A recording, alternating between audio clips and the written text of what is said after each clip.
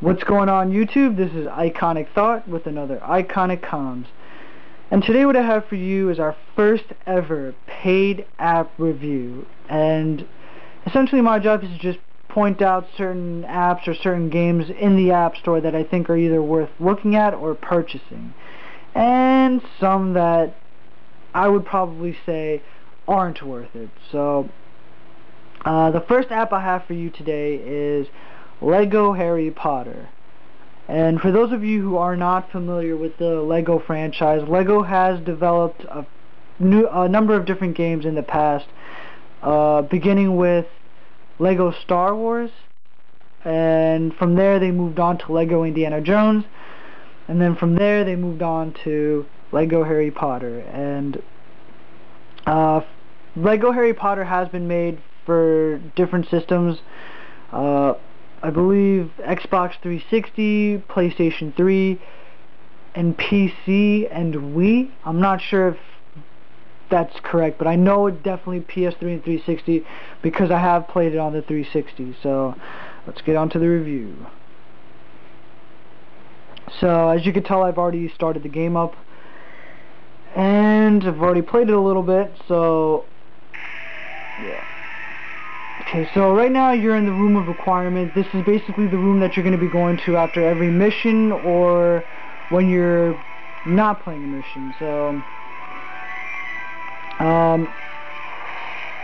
right away you could already tell that the music in the game is phenomenal. The developers really caught the essence of the game by adding the music from, or the theme rather, from the movies. So basically on the screen you have three different buttons, I guess.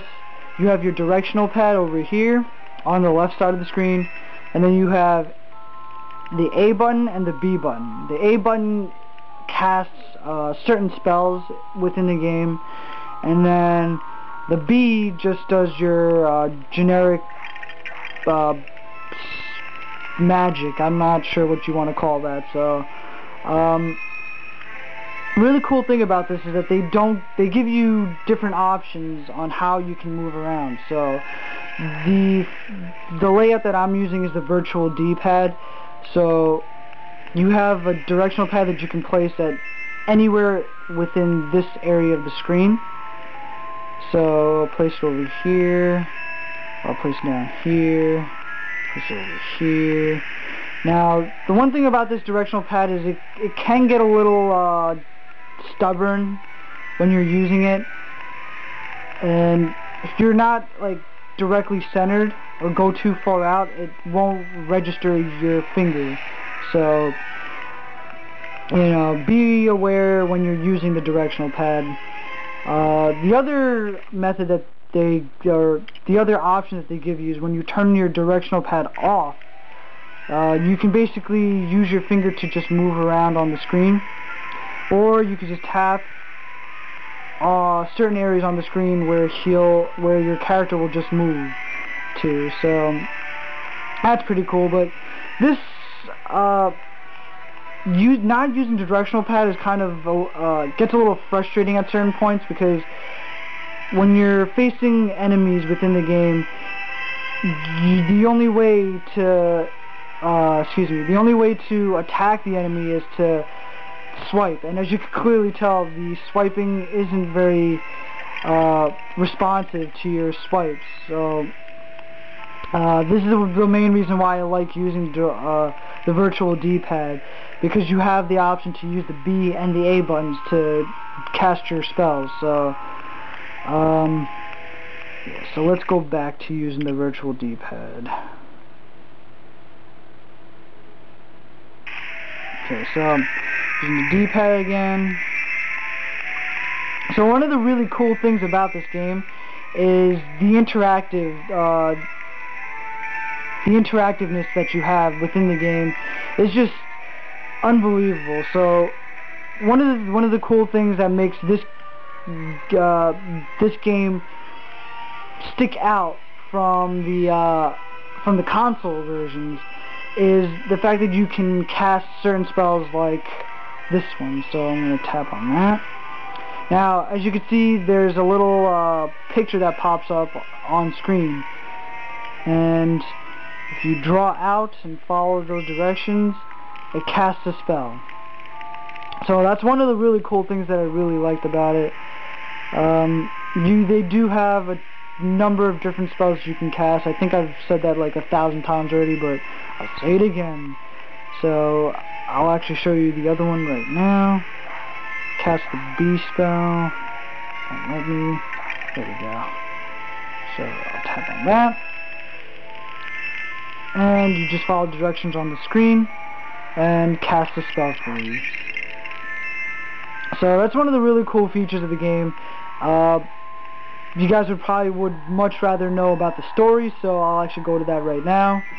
The story in the game is absolutely unbelievable. They really, really captured, I guess, the story of Harry Potter, and they've actually added a couple of things in the game that actually weren't in the movies.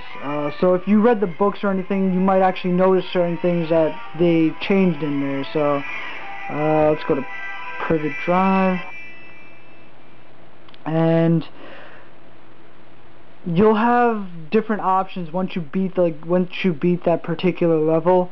You'll have replay or free play. And free play, you can basically pick any character in your list. I think they give you up to 10 slots, and you can put any character in those slots and do certain things within the game that you weren't able to before.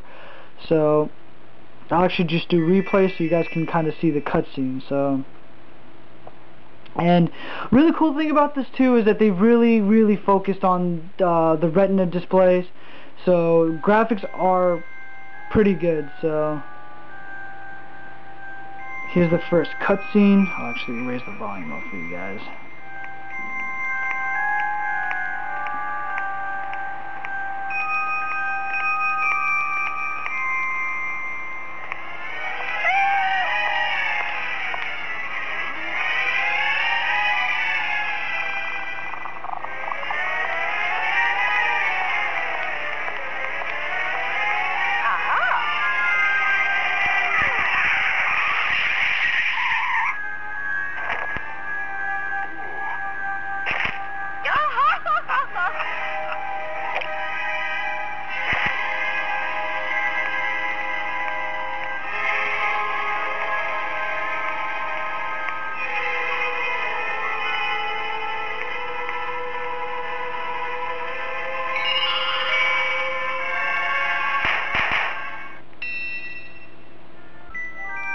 So, as you can tell from the cutscene, they really captured the aspect of Lego and Harry Potter itself. So, if you guys are looking for a game that you guys can pick up and play, Lego Harry Potter is definitely an app that you would want to pick up. So, some of the pros of the game, like I said, number of different options for directional pad, or on-screen controls, very fluid. Picture quality is absolutely amazing. If you have an iPhone 4 or an iPod 4th generation, it really uses the Retina display. And sound quality is absolutely amazing. Obviously, the music is great. The only problem that I do have with the game is the directional pad when you're using the virtual D-pad, but for the most part it does not get in your way. There's absolutely, it's not much of a problem to begin with, so it really doesn't take away from the game itself. So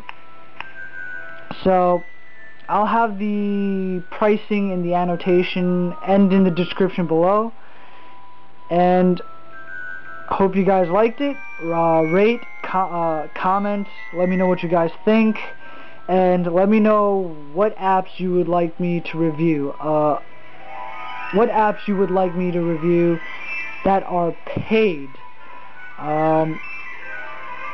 Buyer beware, I will not be reviewing any bad apps. I will not purchase anything that's terrible, but luckily my friend does have a jailbroken iPod Touch, so if you guys do want me to do it and you guys hammer me for that, I will review it for you. So thank you guys, and hope you guys enjoy your day.